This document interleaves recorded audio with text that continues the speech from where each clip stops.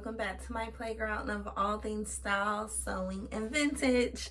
So, highlight on the vintage part, I'm actually here with a haul, a thrift haul, but a different type of thrift haul. So if you're interested, keep watching, grab some tea, grab a snack, and let's get into it. All right, so I'm super excited for this thrift haul, you guys, because it's not just an average thrift haul. It's like a special occasion thrift haul, and I say that because what weekend was this? It was in March. It was a weekend, and it was in Atlanta. I'm based in Atlanta. I'm from Atlanta, and I was able to go to Brown Girls Thrift and ThriftCon. Both of them were back to back. One was on Saturday, the other was on Sunday. So I was able to get some nice treasures. I did not overindulge like I usually do. I had to ring it in. I noticed that my vintage style is becoming very refined. I don't just grab everything like I used to, because I can sew and say, oh, I'm gonna fix it or I'm gonna recreate it. I try to make sure it's something that, you know, has value on its own, and I can alter it if need be, but I don't have to alter it. So let's dive in. Let's start with Brown Girls Thrift. So Brown Girls Thrift, I like to brag about because I was able to meet the owner, Lola Sims, and she is so nice, and she just told me how she started it and how it's pretty much for Black women and brown women to sell vintage items. And I saw some like handcrafted items to any, just pretty much entrepreneurs, Black girl magic vibe. So let's start with Brown Girls Thrift. They have their own merch, so of course I had to get this Brown Girls Thrift purple bag because my favorite color is purple.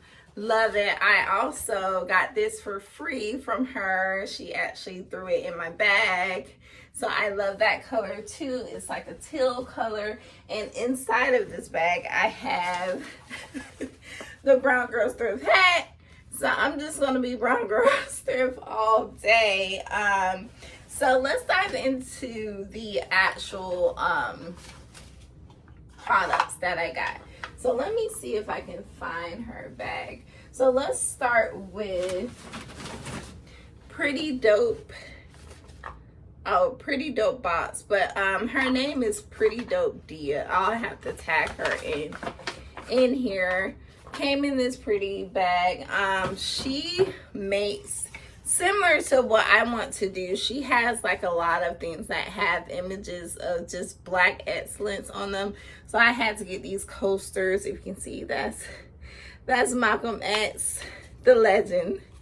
We have Tupac, Phyllis Hyman, and Outkast, and I just love that. I'm like, that's so up my alley. I was glad to actually see someone be able to do it. I asked her like how she went about her process of getting that done. So I love these. I'm actually gonna put these up here so I can start using them now. And let's dive into the actual clothing. So that was the only thing that I got that was outside of clothing. Everything else is vintage clothing. So this, actually start with this one. So this one is actually from Venti Thrift. She was at Brown Girls Thrift and ThriftCon, so I bought something from her twice, and I love this shirt. As soon as I seen it, I was like, it's mine. So, I mean, the old me would wear this as a dress. But the new me is like, a shirt will do. But it's so dope. I've already worn it. I haven't styled it the way I want to style it to photograph it yet. But that will be coming soon, because it's like we're already into April showers. And that was all I got from Brown Girls Thrift. So I'm going to hop into ThriftCon. So ThriftCon happened on Sunday of that weekend, and it was super cool. Highly overpriced, especially for someone who used to sell vintage like over a decade ago, like 2012. $400 t-shirts. And these are t-shirts that like we see it from like Walmart and stuff. So it's just like, so if anything, that inspired me to get back on my vintage kick of selling stuff. Vintage kind of fell off for a while. That's why I stopped selling. But now I'm just like gathering my inventory because I have so much stuff that either I was going to resell or I wore, you know, back then that I don't fit anymore, or it's not my style anymore. So yeah, so I'll be talking about that soon, but I'll definitely be releasing like more information on how to find like my vintage stuff. So let's dive into ThriftCon. I'm gonna start with the same vendor. So the same person who I got this shirt from is the same person who I got this dress from, Venti Thrift. Pretty tennis dress.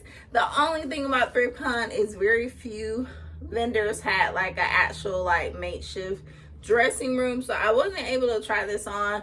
I cannot fit the top. I can fit the bottom, but the top is like super tight in this area. The arms are super skinny, so I don't know what I'm gonna do with it. I might resell it myself. I hate altering vintage things like that because it's like it could be worn by someone else in its original form. It just depends. Yeah, so I also went to Rats and Relics. That's her name.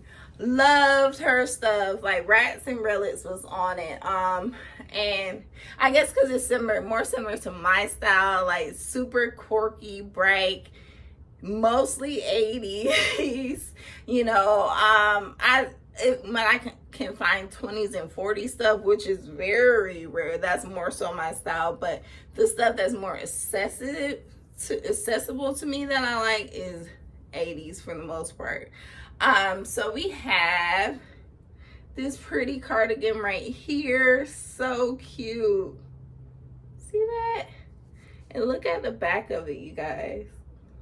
I mean, and it has combs and lotion and hair dry, everything a girl needs. A makeup brush, a wig, scissors. So I'm like, the quirky stuff like this, I love. The only thing about her, well, I won't say her stuff. The one thing I noticed about this is that it was super dirty. So I know a lot of times when you're selling vintage, you don't want to wash it because you don't want to ruin it.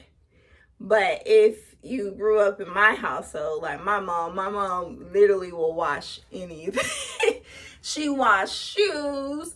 She will wash stuff that you normally weren't supposed to wash. So I get that from her as far as like, it can be washed. Like it's a way around it to make it, you know, a delicate process. Even if it's some stuff I hand wash and hang, but with this, I threw this in the washer on delicate and then just like dried it, and it was fine.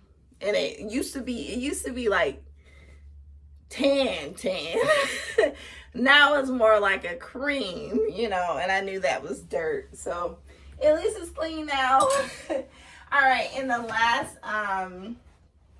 vendor, oh my God, I knew this was gonna happen. What's her name?